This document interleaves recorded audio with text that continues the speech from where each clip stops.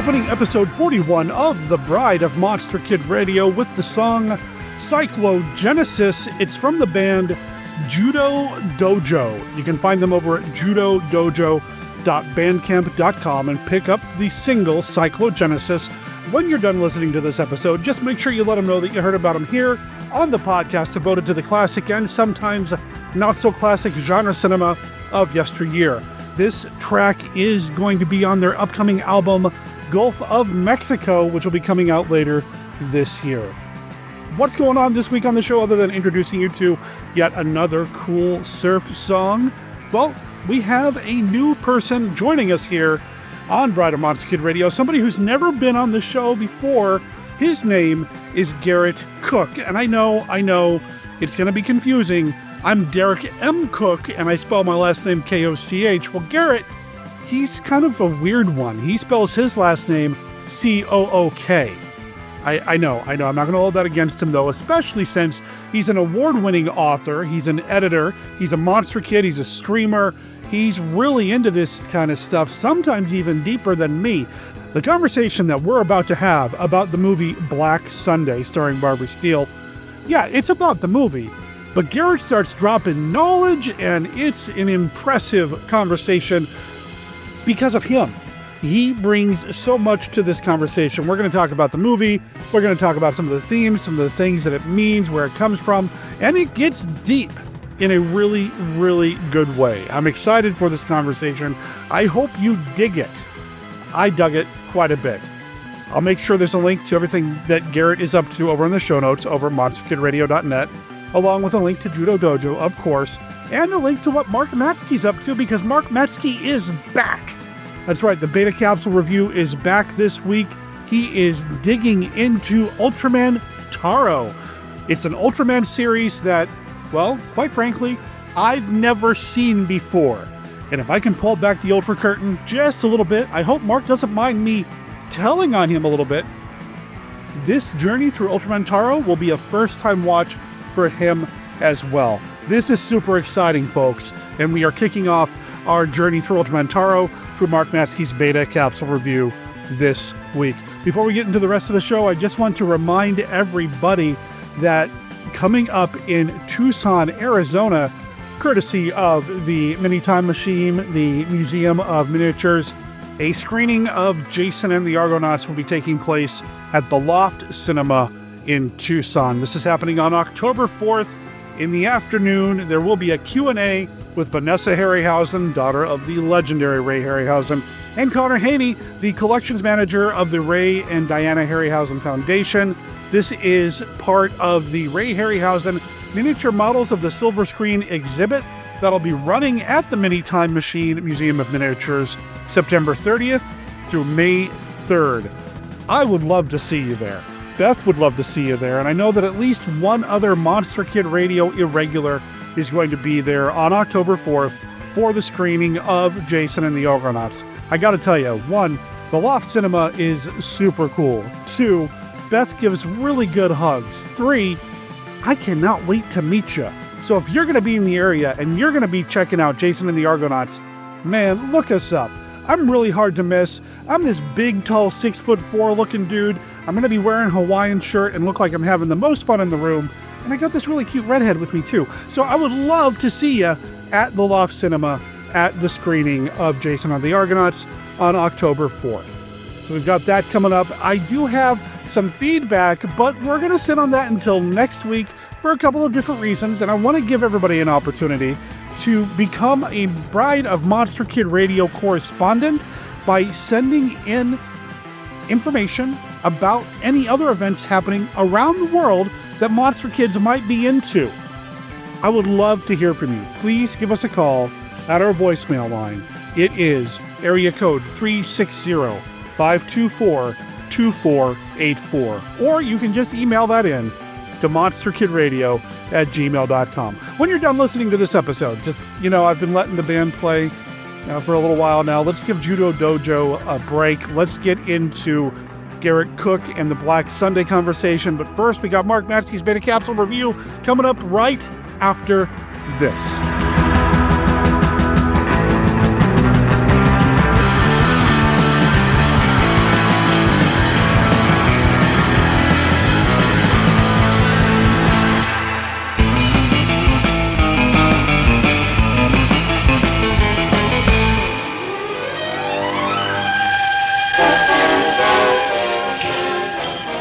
ghost will carry you to the depths of hell's horror.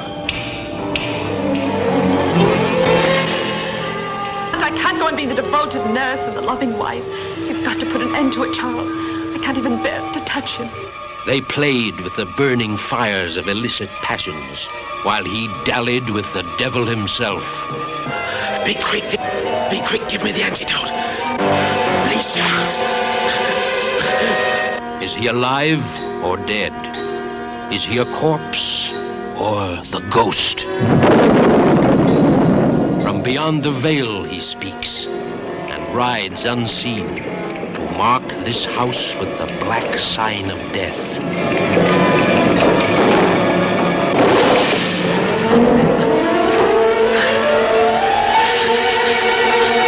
They knew the terror of fear. Stop! Shut up! And the frenzy of limitlessly indulging their lusts until the ghost turned their love into the violence of avaricious hate.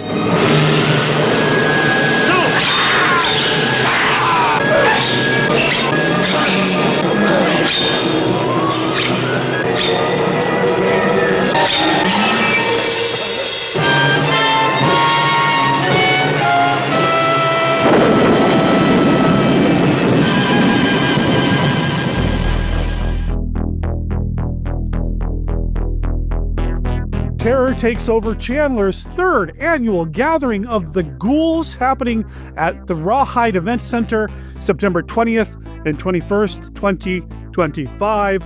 The Terror Trader is thrilled to announce the return of Gathering of the Ghouls. It's a horror convention happening, and it is a weekend to die for. Over 150 horror vendors, legendary celebrity guests, terrifying photo ops, and spine-tingling experiences around every corner, including photo ops with some of the baddies from the movie Sinister or Friday the 13th Part 6, a costume contest, hourly prize giveaways, food trucks, free event programs. The first 5,000 visitors will receive that complimentary program. There's all sorts of cool stuff happening at Gathering of the Ghouls, least of which is Beth and I being there to cover it for Bride of Monster Kid Radio. We have media passes, and we cannot wait to maybe even run into you at Gathering of the Ghouls. So drop me a line at monsterkidradio@gmail.com if you're going to be there, because I would love to meet you. But most importantly, you need to go check out the Terror Traders Gathering of the Ghouls website, which is gatheringoftheghouls.com.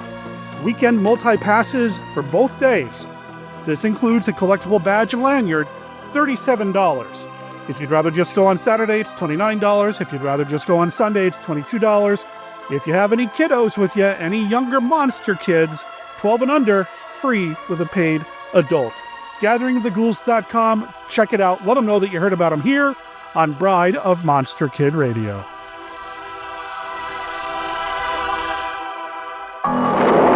Frankenstein's monster can be destroyed by fire. Dracula by a silver stake driven through his heart. But nothing will avail against the absolute evil of the creeping flesh. The creeping flesh. From Columbia Pictures, rated PG, parental guidance suggested. Live from the Land of Light in Nebula M78, home of the mighty Ultra Heroes, it's Monster Kid Radio's Beta Capsule Review.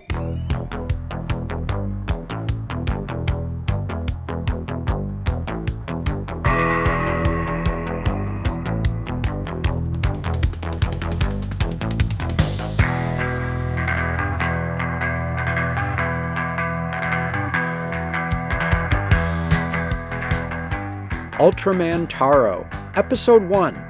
Mother of Ultra is like the sun. Original air date, April 6th, 1973. Aspiring boxer Kotaro Higashi has quite a day. He plants a tigress flower that blooms prodigiously and fights terrible monster Oil Drinker from the cabin of a construction crane.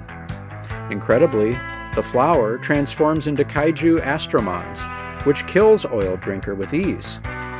Enraged, Kotaro jumps on Astromons as it takes to the air, only to fall back to Earth, sustaining injuries that are tended to by a mysterious woman in green. who also gives him a gold badge for good luck. Defense Team ZAT has taken notice of Kotaro and recruits him to serve. Immediately put to the test by the reappearance of Astromons, Kotaro is killed in battle. Yet, he's miraculously transported to Nebula M78. There, Mother of Ultra gives life to a new hero, Ultraman Taro. Mother of Ultra is like the sun, is a bold and colorful beginning to the series that immediately followed Ace. Originally pitched as Ultraman Jack and Ultraman Star, the name Taro was chosen because it's a name featured in many Japanese fairy tales, which suggests a focus on kid-friendly fantasy for this Ultra series. And indeed, the opening song begins with a chorus of kids shouting, "Taro, Ultraman number 6.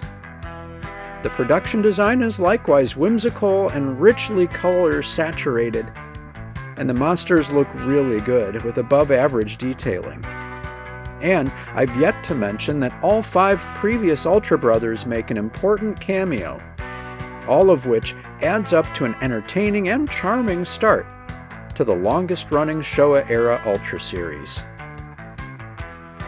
For Bride of Monster Kid Radio's Beta Capsule Review, this is Mark Matzke reporting.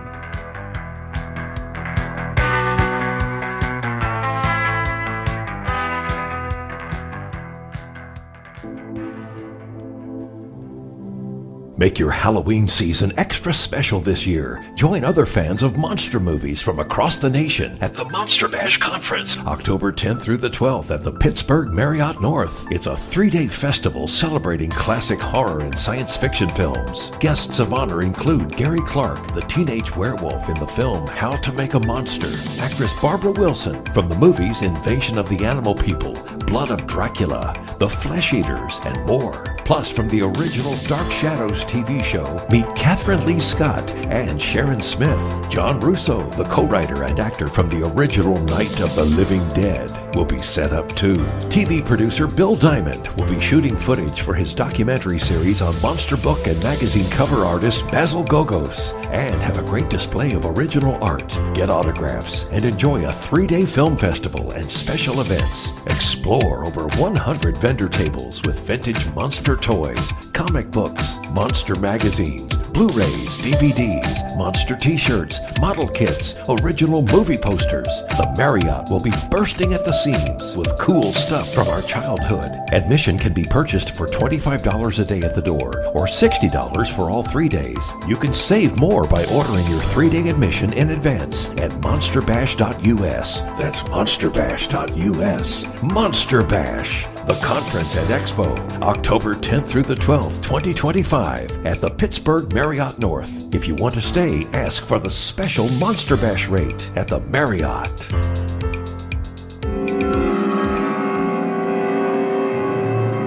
Do you believe in ghosts? This is the night when fear and horror walk hand in hand. This is Black Sabbath. Starring the incomparable Boris Karloff, the personable Mark Damon, and lush and lovely women, even though one is from the netherworld, a vampire, a Burdalak.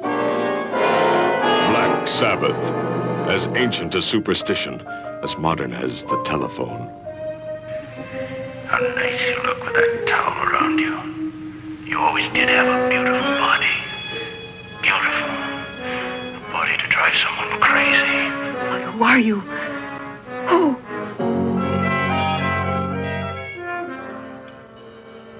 Black Sabbath. The bare truth about the unbelievable, such as the brilliant beauty of a priceless jewel that holds within the body of a buzzing fly a vengeful woman's murderous spirit.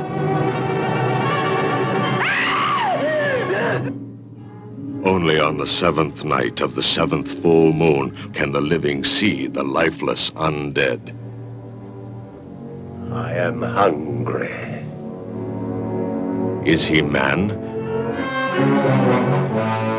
or vampire?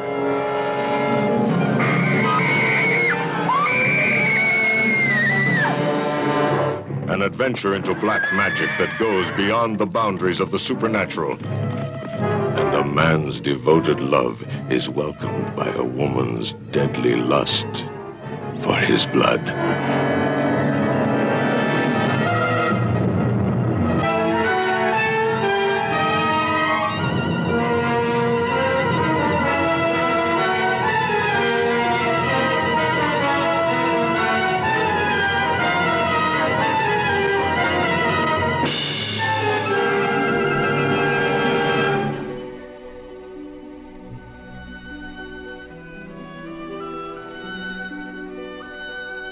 I am Dracula, and I bid you welcome to the podcast devoted to the classic, and sometimes not so classic, genre cinema of yesteryear.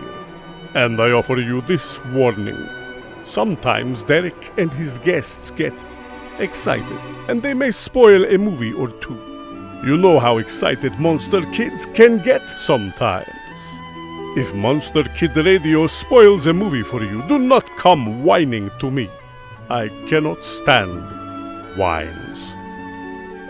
Bride of Monster Kid Radio listeners, I've got somebody new on this show. Now, he's been aware of the podcast for a while, and I've been aware of him because I think we kind of circle the same orbits when I lived up in Portland. I believe he would attend the Lovecraft Film Festival. I know I picked up a couple of his books from the awesome. Eraserhead Press table at the Lovecraft Film Festival. The first novel of his that I read was Jimmy Plush, Teddy Bear Detective, and he's been keeping busy with other writing and Twitch streaming and loving Eurogothics. I'd like to welcome to the show author Garrett Cook. How you doing, man? Fine, thank you. Thanks for having me, and thanks for picking up Jimmy Plush. It's an unusual piece, to say the least. It was a weird process. It's an unusual one for sure. It is exactly what it is on the tin. The title does not mislead you at all.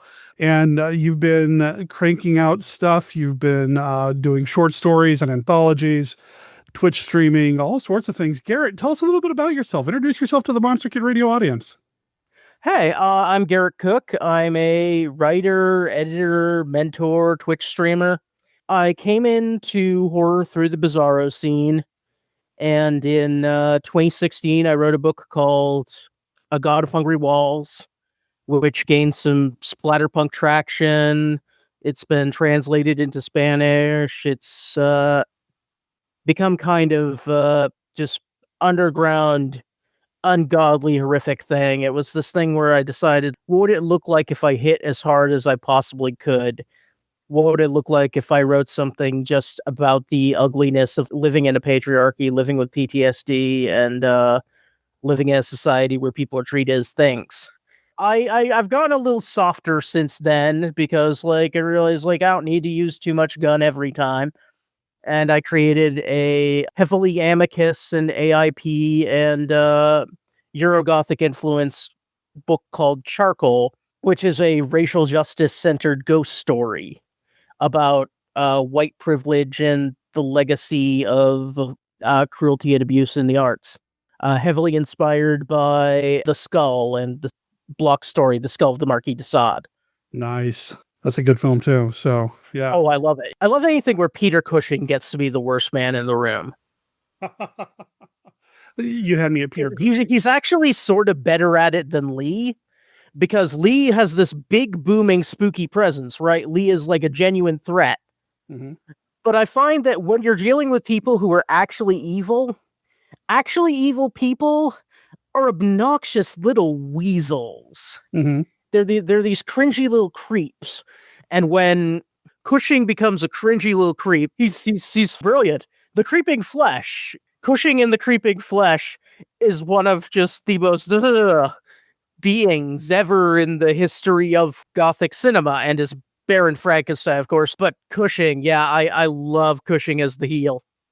The Cushing-Lee dynamic is fascinating because, we think of Cushing a lot of times as the hero, the Van Helsing, and the one who's trying to save the day, and Lee is the villain. But when they swap roles, it's so interesting because Cushing is so dastardly and devious. And then the few times that Christopher Lee, when we have to rely on Christopher Lee to save the day, like in The Devil Rides Out. I know it's bad, but on the other hand, The guy is 6'4", he was in special forces and knows what it's like to stab a Nazi in the back. Between the two of them, I hate to say it, as much of a Cushing fan as I am, like, I want Christopher Lee in my corner. Christopher Lee will resolve that situation. Yes, true. With extreme prejudice. True. I do wish he got to play the hero a few more times in the genre film. Oh, yeah, certainly. Yeah. So good at it. And their pairing in like Horror Express, for example, is just brilliant. Yeah, Horror Express is epic. It's so bizarre, so like just so out there. And by the end of it, you've witnessed something that's just profoundly xenophilic. Yeah. And that's really interesting because xenophilia in cosmic horror has not been a common thing until fairly recently. But Horror Express is about embracing the other in the long run. And it's a beautiful, beautiful film for that. And it's a very uncommon thing to see in a horror film of the time. It's a brilliant film. It's a classic film. I don't know. I'm pretty sure we've talked about it here on the show. I don't know if we've done it proper, but anyway, we're getting off track, and I can already tell you and I speak the same language because we've already gone off track numerous times. Yeah. Word, yeah. Yeah, when monster kids get to talk, and that's what happens. So It's true, yeah. Yep. So one thing that we used to do here on the show every week, and I haven't done it in a long time, but I'd like to do it with you, is we have a game that we play called the Classic Five. Typically, I have a deck of cards. Right now, it's in storage because we still haven't found our home here in Arizona.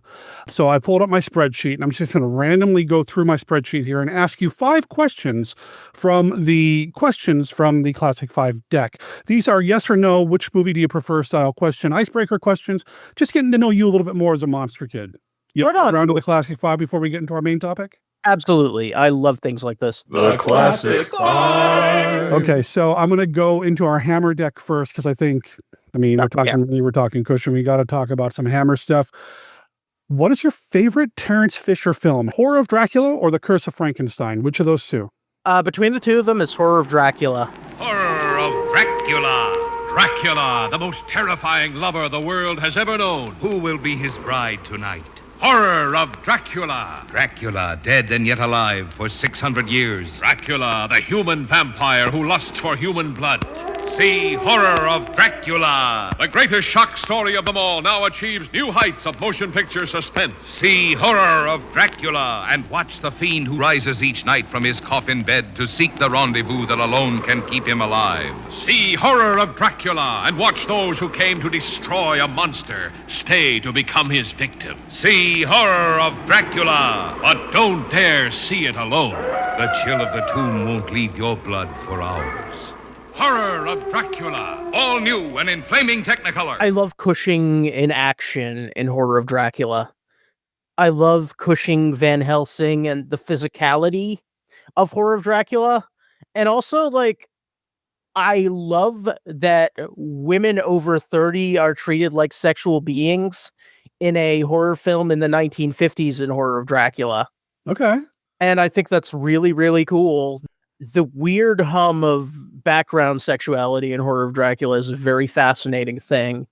And the way that Peter Cushing, Van Helsing fights so desperately, like a quartered animal, to the end against Dracula is amazing. The physicality of Cushing is just, it's a thing I love. It's the thing I love in Night Creatures. It's the thing I love in that. It's the thing I love in Brides of Dracula with the, with the cauterizing the wound, with the brand. Yeah. No, Brides of Dracula is a particular favorite of mine. When he jumps out of the windmill at the end and then, come on. That dude he couldn't stay still. Oh, so good. So good.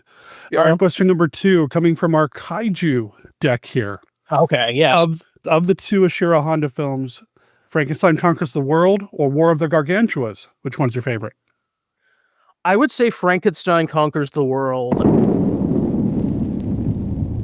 Here are the 7 wonders of the world rolled into one fantastic adventure.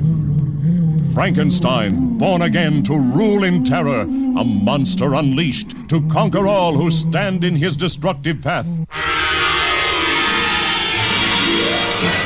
Frankenstein Conquers the World. spreading panic as millions flee his vengeance.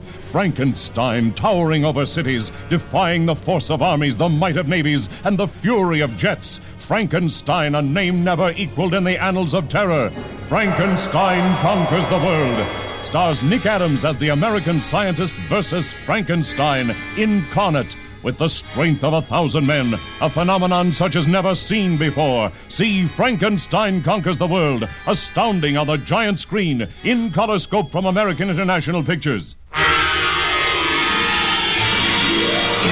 The sheer bizarro-ness of Frankenstein Conquers the World, just giant Nazi Frankenstein with the magic heart wrestling Baragan. It's so stupid and it gets you on board, and it's such a weird thing considering of the amount of gothic cachet and the amount of human injury and sadness from Gojira and so much other like Honda stuff. He's like, no, how about giant Frankenstein that wrestles a puppy ceratops? Why not? Which is what Baragan is. He's a puppy ceratops. I don't think I've ever heard anybody refer to him as that, but I'm going to call him that from now on. Oh, thank you. Yeah. Yeah. All right, I'm going to dip into our Universal deck now, our classic Universal deck. Who's your favorite mad scientist? Dr. Septimus Pretorius from Bride of Frankenstein or Gustav Niemann from House of Frankenstein? Oh, it's 100% Pretorius. Yeah. The camp it's so huge, and he's so crazy, and he's so antisocial, and he's like, there's a subtle menace from that. He's not like really a threat. He's just a guy who's just not particularly socialized, I feel, and I love that about him. Mm-hmm. I actually, in the first chapter of my current book, I just had to have a moment where somebody is being told to get dressed, and asks, is it far? No, but you'll need a coat.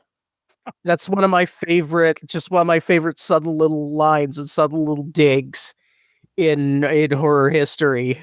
Nice. Now, Dr. Pretorius is just iconic. He's great. The homunculi, teaching the monster. You are wise beyond your years, my friend, in talking about hating human beings. Mm-hmm. He's a great nihilist lunatic. All right, question number 4. Which vampire film do you prefer, the original Nosferatu or the original Dracula? Between the two of them, I would have to say the original Nosferatu. Dracula, I like Lugosi's performance, and I like the Spanish Dracula, but obviously a lot of people's hearts weren't in the Universal production of Dracula, and it's a sad thing, and you can feel it. You can feel that Todd Browning was drunk on the floor. You can feel that, people wish Chaney was there, and that Browning misses his friend. You can feel that Karl Freund has the entire thing on his back. It's tough to watch in certain ways, because I know enough about the process, and I know enough about, the greed and the grief and the difficulty that went into it all, and how many people ended up kind of shafted by the whole thing in spite of it building something beautiful.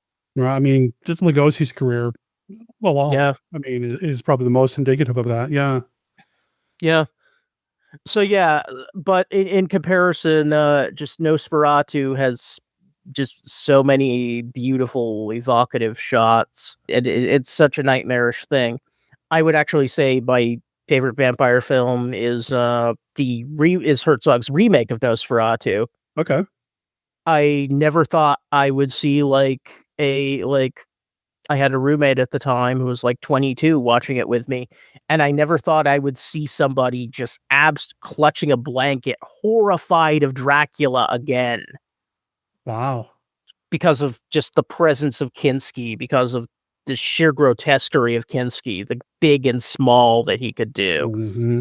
That's a monster. Dracula is a huge problem in Nosferatu in ways that I feel like he isn't in other Dracula movies, and that's okay. But Dracula is an existential threat to everything that lives and breathes when Klaus Kinski is playing Dracula.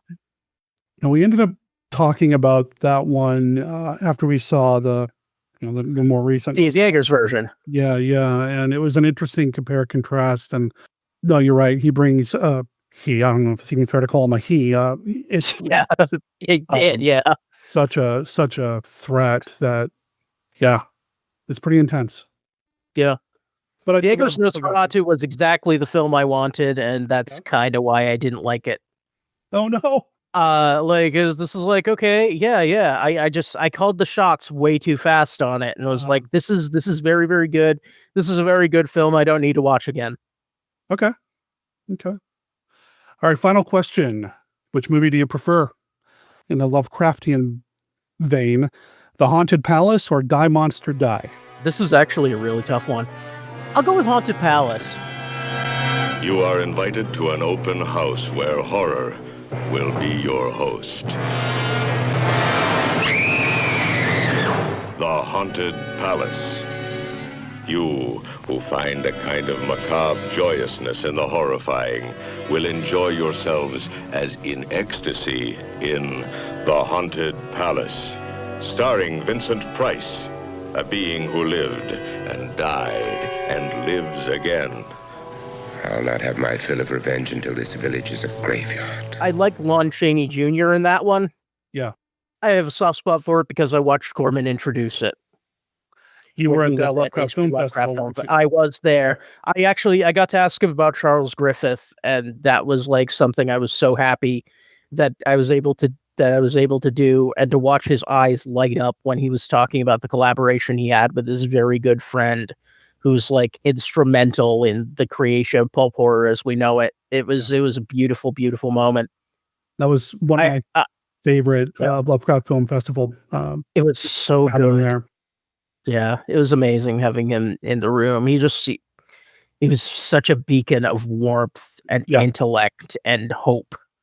He's just such a cool guy, Roger Corman. He was. Absolutely, like, rest in peace. You were the best, man. I got to moderate a panel with him and Victoria Price.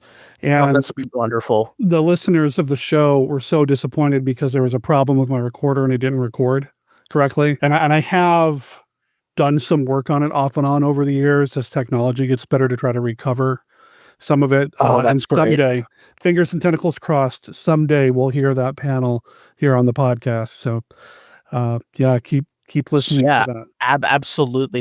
That sounds amazing. And Victoria seems like an utter delight. Oh, she's brilliant. She's so warm and friendly, and I'm so lucky to have met her and get to call her a friend. She's fantastic. So, all right, so that's the Classic 5. There are no prizes. Well, typically I say there's no prizes, but the prize this week for you is that you get to talk about Black Sunday with us here on Bride of Monster Kid Radio. Not since Dracula stalked the earth has the world known so terrifying a day or night. It is I who renounce you, and in the name of Satan I place a curse upon you.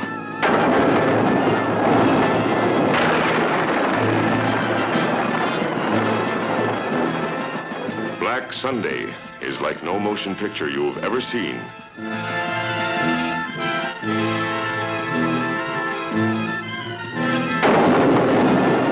There are those who believe and those who do not. But both must know the suspense, the shock of meeting the living dead and of bringing the dead to life.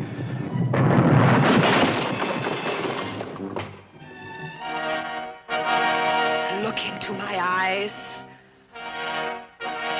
Embrace me. You will die, but I can bring you pleasures mortals cannot know.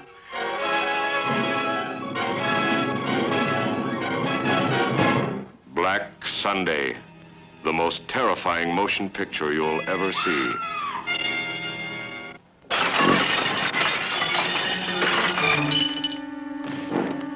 Satan, wearing strange robes and fighting with all the furies of Hades, arouses the countryside to a frenzy of black terror. So Black Sunday, it is probably the one that really propelled Barbara Steele into horror-dom, made her a scream queen for a lot of us. If I remember correctly, this is pretty early in her career. This is not long after 8.5, I believe. Yeah. And I've had a chance to meet her as well. She was a guest at the Lovecraft Film Festival. Oh, that's great. That's right. Yeah, I'm sad to have missed that one. She was pretty cool. I got to moderate a Q&A with her as well. And I tried real hard to focus more on her than tell us about Vincent Price, tell us about Roger Corman, tell us about whatever. But she seemed to really light up every time she talked about working with Mario Bava, and Dan Curtis, but he wasn't, somebody we talked a lot about at that festival. But she seemed to talk highly of working with Mario Bava. This is also earlier in Bava's career. Is this his first feature? Hercules in the Haunted World might have been 60. Okay. Oh no, Hercules in the Haunted World was 63. Okay. Ragazza che sapeva troppo is, I believe, 1960. Okay. So actually, I think his first feature might have been his early Giallo. Oh, okay. Okay. With John Saxon. Sorry, it's A Girl Who Knew Too Much. Okay. Yeah. This is early in his genre, his actual. This is early in his genre work. Yeah. It's his first attempt at doing something gothic, and it's at a really, really weird crossroads for horror cinema. I mean, I know he worked on like Kaltiki and all that after. Oh right, yeah, Kaltiki the Immoral Monster. Yeah. Yeah. Another. I still haven't seen that yet. Really? Oh, dude, it's so good. Okay, cool. I'll have to check that out. Yeah, I just haven't gotten around to it. Kaltiki's really good. But when you were talking about the different kinds of things that we can talk about here on the show, you brought up Eurohorror, and you actually brought up Black Sunday. This is a particular favorite, I assume? This is a particular favorite of mine. It's a thing that I love for the fact that it's set in one of my favorite cinematic universes, which is Europe. Okay. It's so Europe that like it has a sense of otherness. It's like this isn't any place in Europe. It's supposed to be Russia, but that's not Russia. People have Russian names. People do quasi-Russian things. It's based on a Gogol story, and the vampire is from a Slavic Revenant tradition, as opposed to a more Nosferatu Vrikolakost kind of vampire. Mm-hmm. Like just a vicious slab of meat that hates you. Was kind of how a lot of people of a lot of cultures saw vampires. Sure. But this vampire and the film occupies a fascinating place of problematics and non-space. Okay. That I really love, and that Mario Bava is capable of capturing with such efficacy. He's capable of presenting huge genre problematics and huge location problematics in just in a very unique and special idiom. The way he has created this Europe that's the same kind of Europe in every Universal movie and in every horror movie. This is a bizarre alternate world that has a very definitive burning times, a very definitive connection to the myth to the largely mythic burning times. Okay. That a lot of today's pagans talk about as like, this is when witches were physically oppressed and destroyed.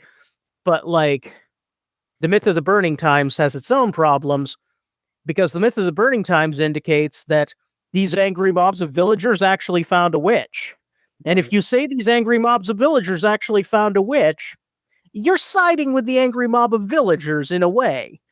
Because these people, instead of just persecuting individuals that were different from them, persecuting individuals on the fringes, and persecuting individuals they didn't like, instead you're saying, like, these people were practicing witchcraft, and someone found them and burnt them at the stake for the practice of witchcraft, which they executed successfully.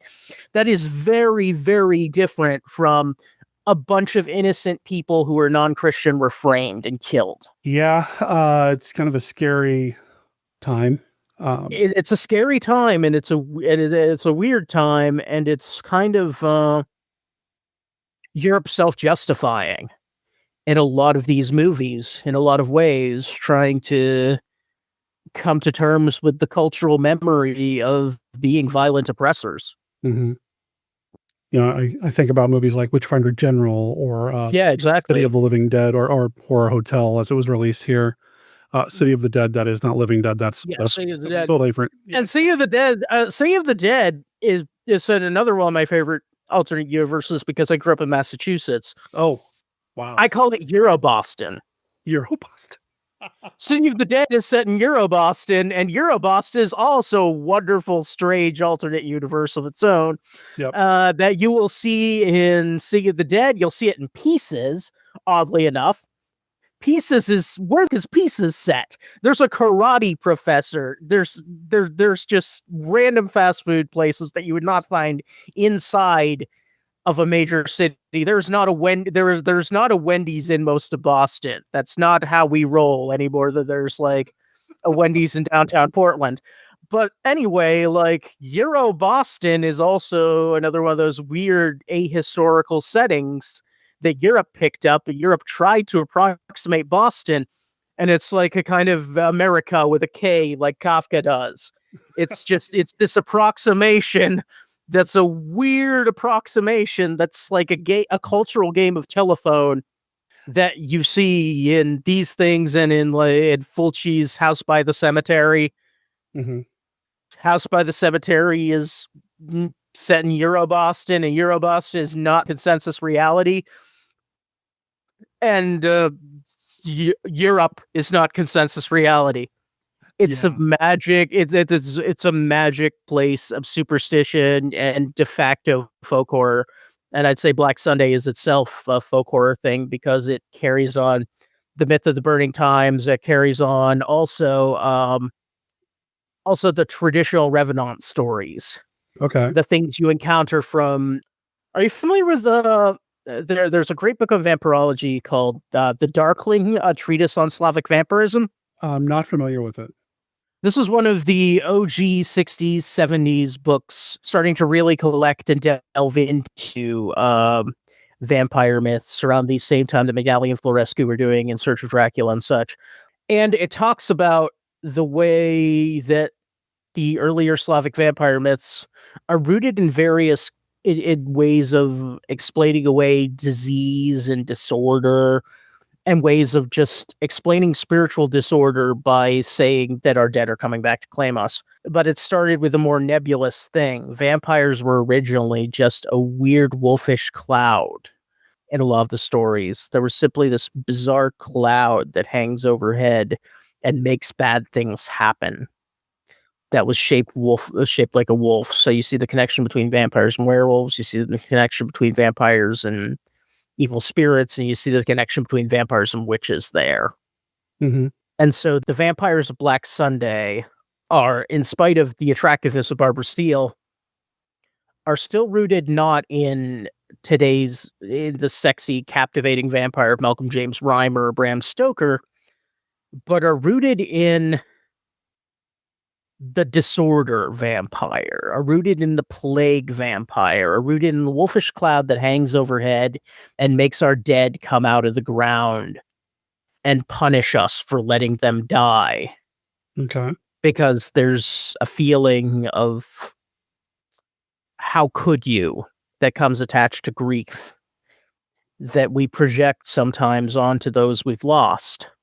Though we wonder sometimes if those we lost feel we've disappointed them, if those we lost feel we let them go. And this is one of the complicated and problematic and messy aspects of grief, and I imagine it was very intense at a time when life expectancy was so short and people were so sick and in such harsh climates that we have this collective grief and sadness from the culture. And so we feel that our dead can't be happy. And the idea that our dead can't be happy is really big in Black Sunday. Ozma is a witch and is supposed to be this gleeful mustache twirl kind of villain. But is thoroughly rooted in anhedonia and emptiness Mm-hmm. in a way that is really elegant and telling of the relationship with this guilt. And I love that about Black Sunday. Yeah, there's a lot going on here. And the first time I saw it years ago, and I didn't know anything about it. My journey as a monster kid is weird in that I focused almost only on the Universal movies for a very, very long time when I was younger because I didn't know any better. I didn't have access to Famous Monsters of Filmland. I didn't have a horror host growing up, but I knew the Universal monster movies through the Crestwood House books that I've talked about here on the show repeatedly. And they would dance into the Hammer stuff every once in a while, but for the most part, with the exception of maybe like King Kong, they focused mostly on the Universal stuff, at least the ones that I had access to at the time. And then as I grew and learned more about other monster movies and genre cinema, I slowly became aware of stuff that was happening in Europe outside of Hammer and Amicus and Tygon and all of those. And when I first saw Black Sunday, I didn't know I was going to be watching a vampire movie. It snuck up on me a little bit. And I find that fascinating too, is that even before it becomes a vampire movie, really, there's so much cool stuff going on here. Oh, for sure. Outside of the trappings, regardless of what route they're coming from, outside of the vampire trappings, there's really gorgeous stuff happening here, some really neat storytelling happening here. And I put a lot of that on Bava. Oh, for sure. Yeah, Bava is capable of doing with the atmosphere what essentially like his screenwriters and the translators of the time are incapable of doing with a script. Yeah. And that is huge. And he is able to capture people's faces and people's expressions in ways that harken back to silent film directors, which is interesting because we do have the language barrier, and we do have the dubbing barrier and such. Yeah. Yeah. So his capacity to keep these films strong is because he has kind of the skill set of like a G.W. Pabst or something. He has the skill set of Theodore Dreyer because he uses the architecture and the light and the heat and the shape of someone's face to tell stories. There are just so many moments in Black Sunday where you just have like that plink of jazz piano and just the surfaces of Barbara Steele and those eyes. And the words coming out of her mouth, I don't want to disparage her as an actress because she's a fantastic, brilliant actress. Yes. But are a lot less significant than that face and that music and the marriage of that face and that music and the way he films that decayed parlor. This is, in a way, Barbara Steele's performance makes it feel like, and harken back to the experience of just dating a person who's undergoing a severe depression. Okay. Because you're watching her struggle with the pull of death. You're watching her struggle with the pull away from life and the way away from participation and towards something altogether not her. And she's trying to push him away, and she's trying to just let him know that this house is broken, my world is broken, there is nothing here for me. And watching that pull, it feels like a metaphor for despair and suicidality on a cultural level and on a personal level. Yeah. So it feels a lot like you're watching somebody who has met the love of his life and she is suicidal. And those things are both true, but they are so much more complicated. Very Russian. Very Russian. Yes, very Russian. In this way, that's the most Russian thing about Black Sunday is the despair. Yeah. The only Russian thing is the attitude. And that's fascinating. Yeah. Well, and Steele conveys it so well. Yes. Oh, she's phenomenal. I don't think I've ever seen a Barbara Steele film that I don't love just by her presence alone. I've seen a Barbara Steele film that's the same film. but it's an okay film. I like the film. I like Long Hair of Death and The Ghost, even though they're the same movie. I do like The Ghost quite a bit. Yeah. The Ghost is cool. The Ghost is super cool. Bava grew up in a household with, I mean, his father was a cinematographer and did special makeup, special effects and that sort of things. I mean, he grew up with an artist. He grew up in that environment, and you can see a lot of that influence. That makes sense. Yeah, in his work, even the way that he would use special effects when needed, like in this movie. I mentioned Kaltiki earlier. Some of the stuff that happens in Kaltiki, I don't know how much he was involved with some of the special effects work in that versus Frida, but it's phenomenal work, and you can see the way he's able to use the special effects, but more importantly, the lighting, the cinematography, the camera placement. It's just gorgeous. Even when we're seeing something as awful as somebody having a mask pounded into their face with nails. Mm-hmm. Even when we're seeing scorpions crawling out of like a beautiful dead woman's eyeballs. It's gorgeous. And I know that makes me sound sick, but it's gorgeous. No. He is like, I hate to diminish and marginalize the accomplishments of the Italian people, but he's a Renaissance master. Okay. It's going back to those chiaroscuro traditions.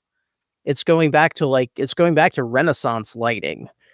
The sfumato, the chiaroscuro, all the techniques of Renaissance painting are things that he brings to cinematography. So he carries on that tradition of Italian masters. Because you got the smokiness, you've got the chiaroscuro. Yeah. Yeah. Up on that. Yeah, for sure. So it's like he's trying to tell a story with only a series of Caravaggio paintings on a slide projector. And I don't want to be one of those guys who's like, well, the color films were better, but you really see that happen when he starts making color films. Oh my God, yes.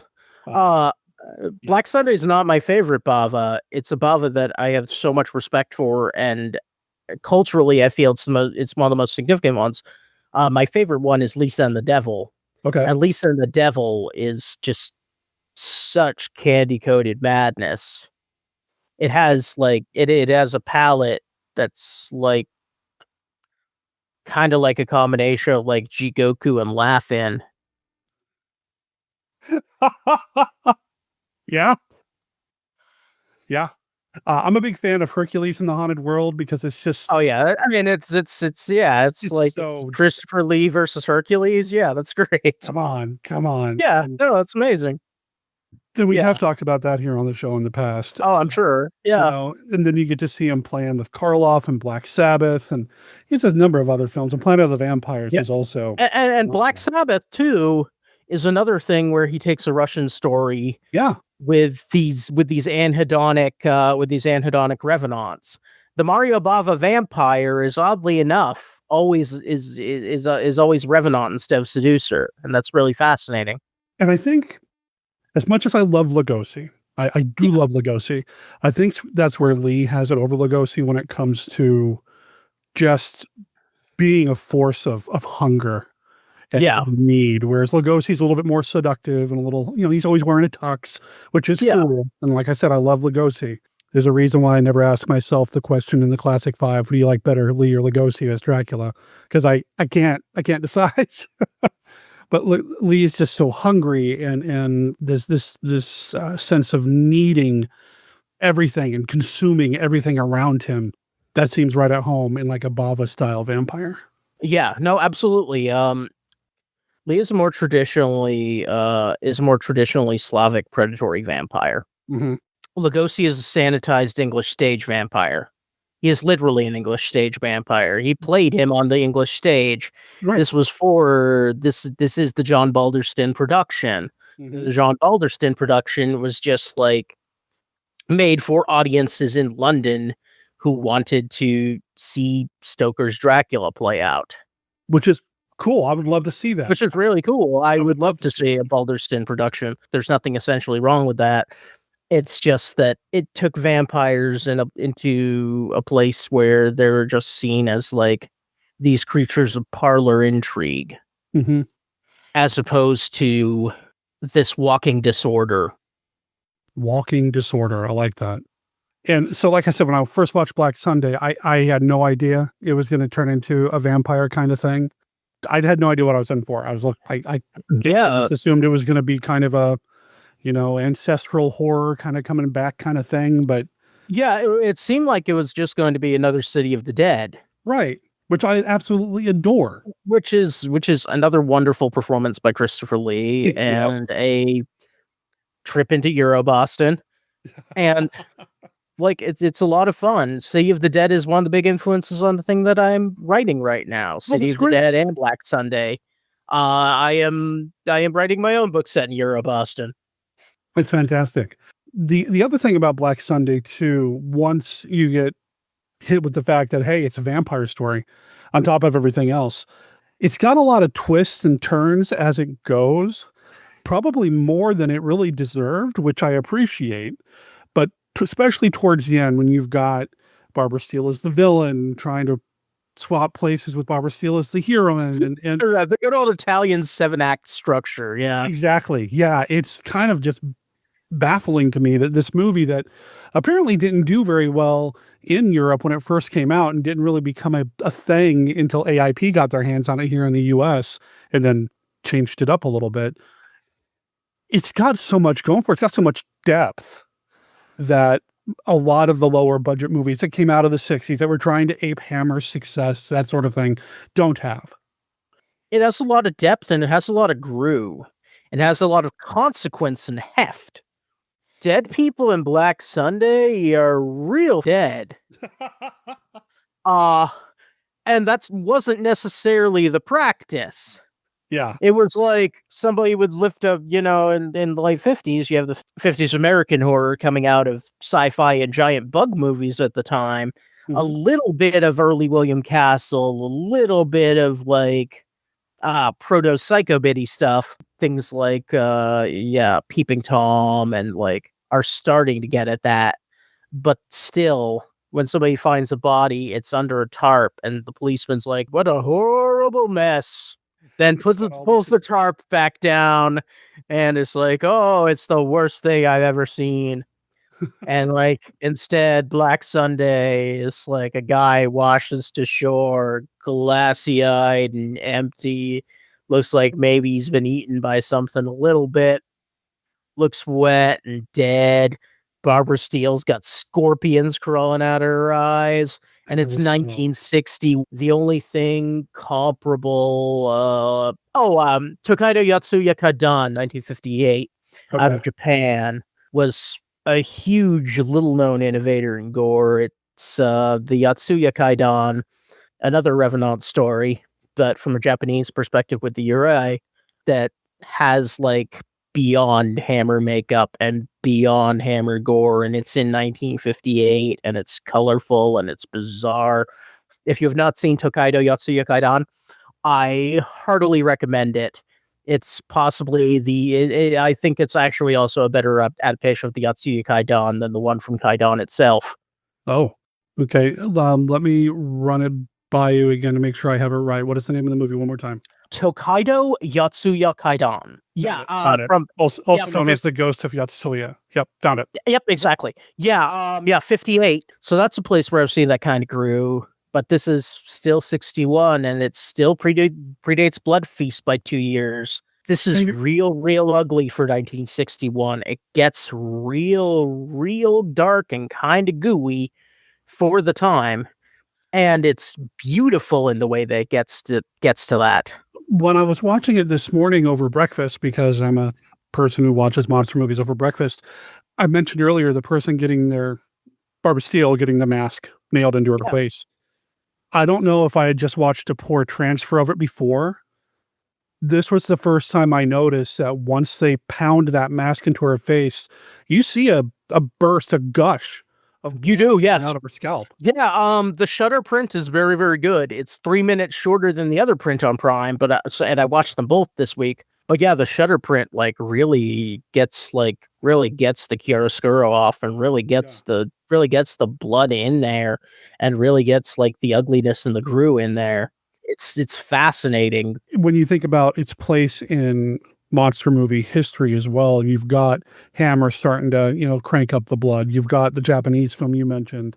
You've got 1959's Monster of Piedras Blancas with the severed head being carried around by the monster. Oh, yeah, that's true. Yeah. You've got this surge of people trying to push the envelope. Maybe it wasn't intentional. I don't know.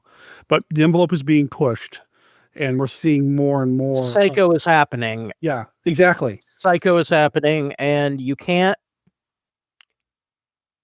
That's the thing they took out of the box, and you can't put it back in there. Yeah. When Hitchcock made Psycho, and everybody knew that we got to step up our game. It's undeniable. This is what people are expecting from these movies now, and yeah, it became a commercial thing. Like I said, when AIP released Black Sunday over here, finally, it took off. It became a thing now. But AIP, of course, being an important player when it comes to these types of movies, and we talked about Coleman earlier. Exposure in general. Roger Corman showed us that other countries make films. For a lot of people. Yeah. A lot of people just didn't know that other countries were making films. And then he was big enough in film distribution that the same guy is distributing Bergman and Kurosawa and also making Monster from the Ocean Floor. Yeah.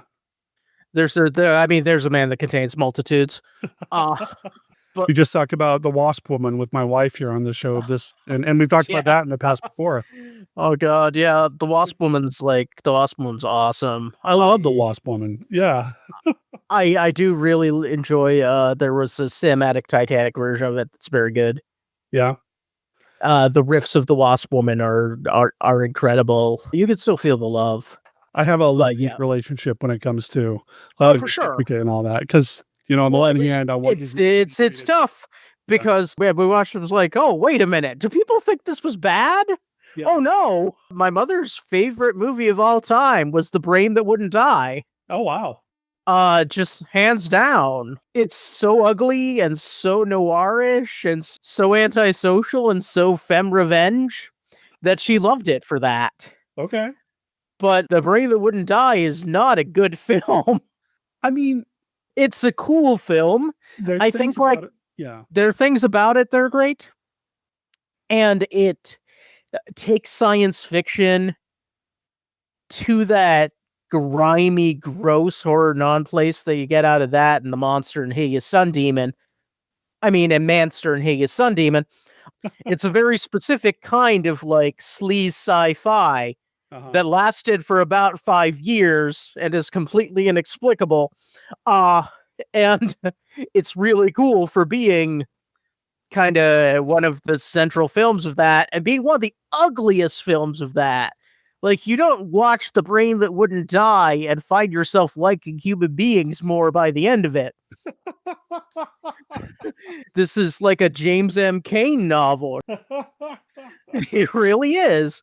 And so MST3K watches that and notices, wait a minute, are these people trying to make a sci-fi movie or a James M. Cain novel? Why is this sleazy? Why is this misogynistic? Why is this weird? Yeah. And I'm like, yeah, you guys have a point. You nailed it. There's no real it's great that this exists, but there's no reason it should. And I love it. I love that phenomenon, those kind of artifacts. And for archaeology, they're good diggers. They certainly they dug up a lot. Yeah, no, I understand that a lot of times it's kind of rough to hear somebody to hear a riff on something that in your heart as a good film that you love. It can be weird. Though I did is interesting. I watched them one of the experiments they made recently with riff tracks is can we riff a good film? So they riffed Casablanca. How do you do that? Yeah. And I watched it and it's it's very interesting. It shows that every piece of art has failed to protect its neck in some way. And I get it, and maybe I'm guilty if taking me too seriously. It's hard not to. And them, without them, we wouldn't have. And I know I'm kind of in the minority and I'm a weirdo, but I love Manos the Hands of Fate straight. So, I'm with you there as well. Manos had the potential to be one of the scariest films you've ever seen. Yep. Manos is eerie and wrong, and is just one of those it's a grimy, disgusting, strange relic that that feels on Earth. Yeah, the Manos had the potential to be incredibly scary. Yeah. Particularly because like one of the lead actors was tripping the whole time. And he's great in it. I mean, we love John Reynolds. He's great. Yeah. Man, you can see the torture. Oh yeah. That he would go through. Fascinating piece. It is, and I think they nailed it during their riff when MST3K said that every bit of that film feels like the last known footage of that.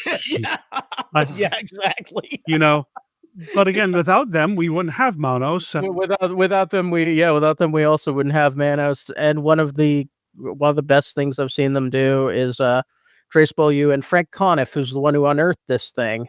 Mm-hmm. They found out that the actor who played Torgo killed himself. Yeah. Soon after the film. And they took a minute during the credits. I forget the last name. What is it again? John Reynolds. John Reynolds. And Trace Beaulieu's John Reynolds, Torgo. You killed it, man. You were great. Yeah. So he takes a moment to like pay tribute to John Reynolds because they realized that they had led to a lifetime of derision of this man's legacy, and they've talked about that and felt weird about that. Yeah. But yeah, I thought that was cool. But yeah, MST3K is a very complicated thing for monster kids sometimes. Their opinions of their opinions on Godzilla are not my opinions on Godzilla, of course. Yeah.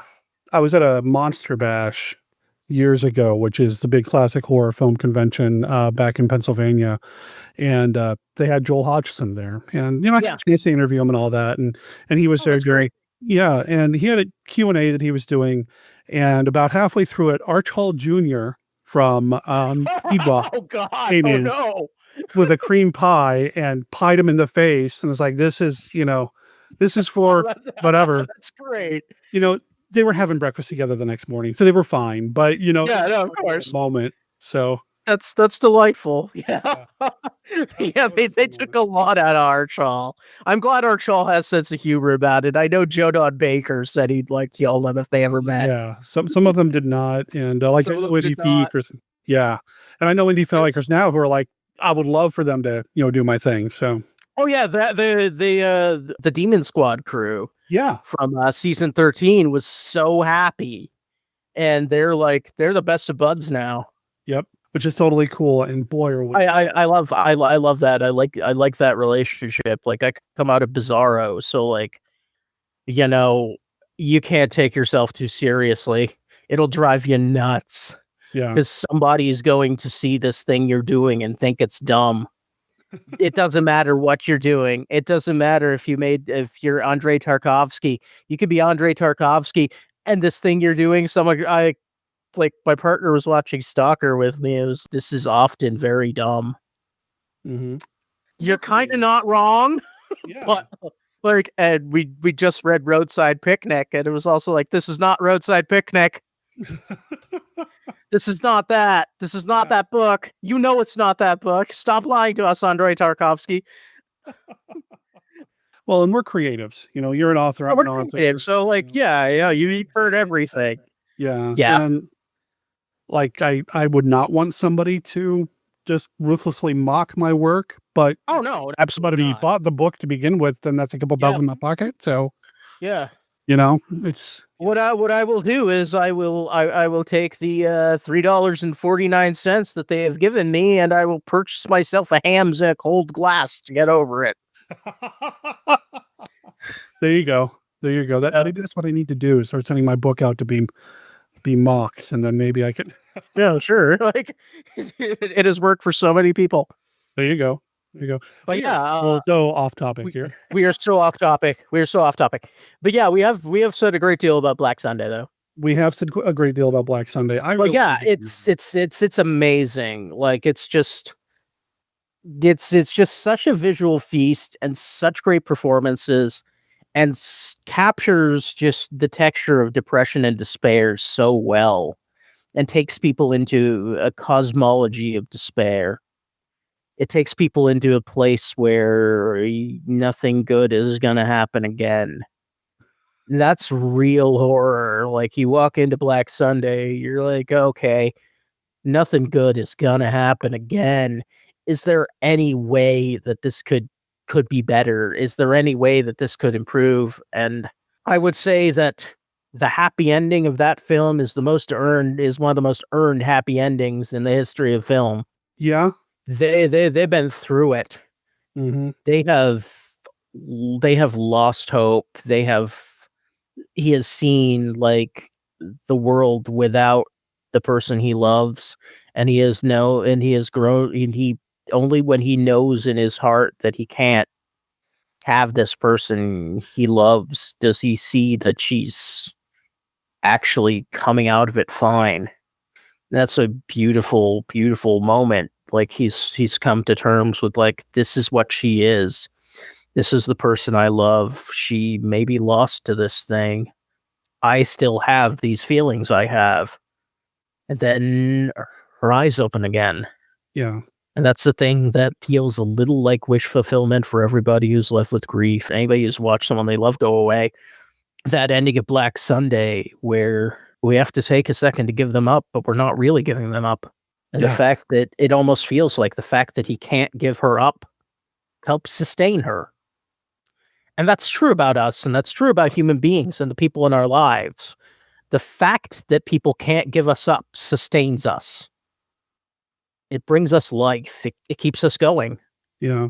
Not just through memory, but through the sheer power of connection. He's watching a person he loves burning at the stake, but then seeing that she's come through, and it's only the thing that was trying to destroy her that's gone.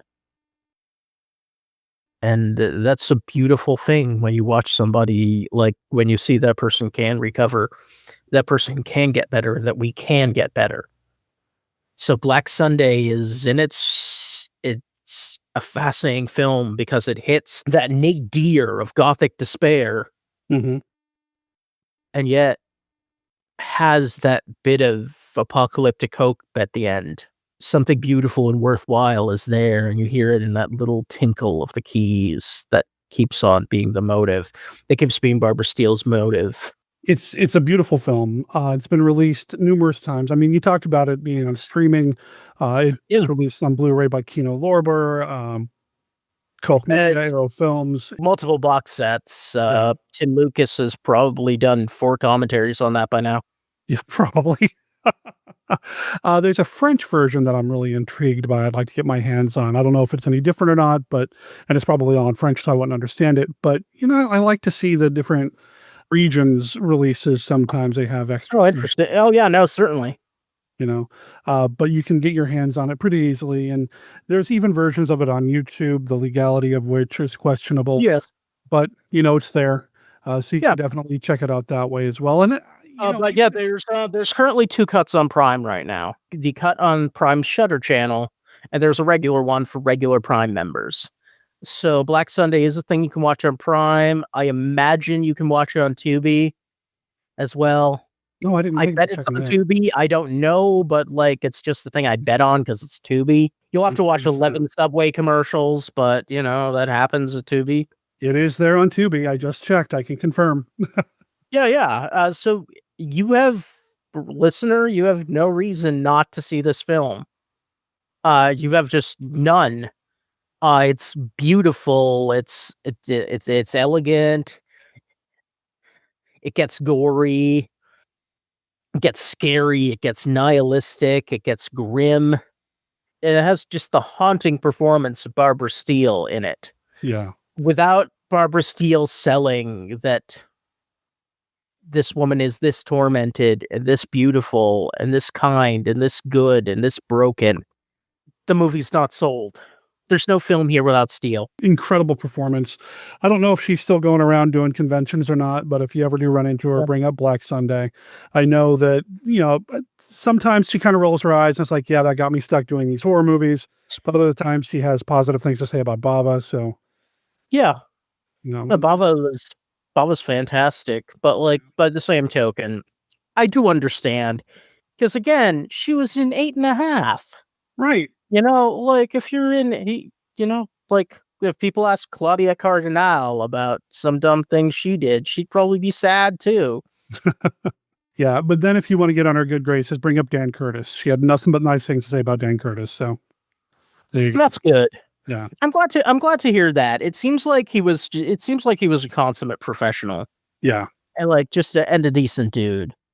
Super cool guy. So and Garrett Cook, despite the fact that you spell your last name wrong, C-O-O-K, who spells her last name that way? I mean, come on. Cook is K-O-C-H. Come on. No, anyway. You're pretty fantastic too, and I want people to be able to follow up with you. So I'm going to make sure there's a link in the show notes to your Amazon author page, but is there another website you'd rather people go to? I Twitch stream about 4 to 5 hours a day usually. Okay. Some of it I spend writing and talking about the process in the morning. And I'd really like it if you came and hang out while I played video games, talked about pop culture, and composed my writing. My channel is Doc Faustus 82, and it's a new way I have of reaching out and telling stories my own way. Well, we'll make sure there's a link to that in the show notes. I mean, we do our own Twitch thing where we're just showing monster movies all the time. Oh, nice. Yeah, we'll definitely make sure there's a link to Doc Faustus 82 on Twitch.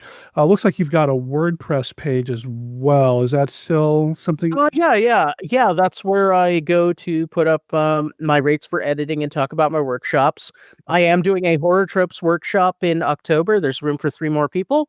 I've sold a lot of stories through there. It's $50 for a month of the weekly lectures and exercises, and I've seen a lot of work come through there that has actually moved. This year we are focusing on dark fantasy and magic and horror.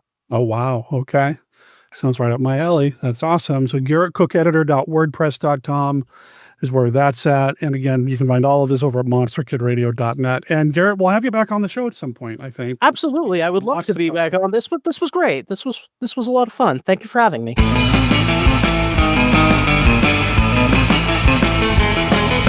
Well, that brings us to the end of this episode of Bride of Monster Kid Radio. I want to thank you for listening. Thank you for being part of the show by just downloading it, streaming it, watching it on YouTube. However it is you consume the podcast, thank you so much. I am going to ask you to just to do a little bit more for us, though. Spread the word by either reviewing the podcast wherever it is you stream or download your podcasts, or share it on social media. Check out our social media. We're on Facebook, Twitter, or X, Blue Sky. We're all over the place. We're hard to miss. Just look up Monster Kid Radio, and you're going to find the Bride of Monster Kid Radio podcast. Also, thank you to those of you who reached out to me to tell me that there seemed to be some sort of glitch with the Apple Podcast Store. Not entirely sure why last week's episode did not upload the way it was supposed to. It has been corrected, I think. Hopefully, if you are listening to this on Apple Podcasts, you aren't having a problem. Of course, if you do subscribe to the show through Apple Podcasts and you're not hearing this, never mind. It's getting complicated. Just thanks for keeping me posted if there's a problem out there with the various podcast directories. I did flip a few more switches back here with the Monsters in the Machine, and we are now on iHeartRadio and a few other places as well that honestly I kind of thought we already were on. So, you letting me know that we weren't showing up on Apple Podcasts gave me a chance to go through and make sure that we were everywhere else that we were supposed to be. If you have any recommendations about where we need to be, we'd love to hear it.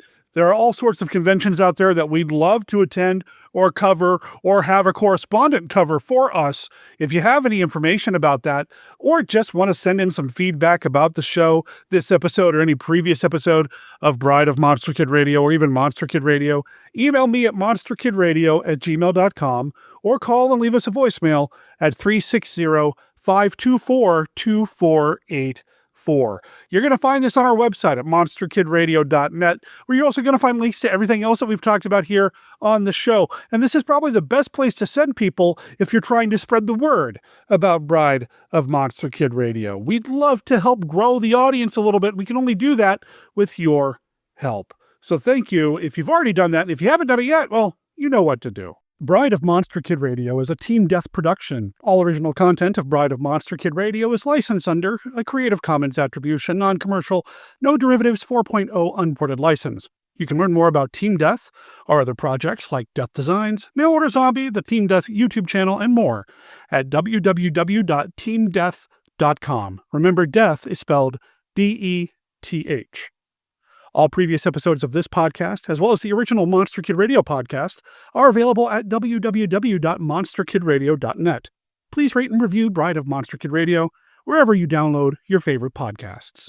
Cyclogenesis is copyright 2025 Judo Dojo. You can find them at judodojo.bandcamp.com. Check out this single. It's going to be on their upcoming full-length album, Gulf of Mexico, coming out later this year. You can also find them on Instagram and Facebook. However you find them, make sure you tell them that you heard about them here on Bride of Monster Kid Radio. My name's Derek M. Cook. I'll talk to everybody next time. Ciao.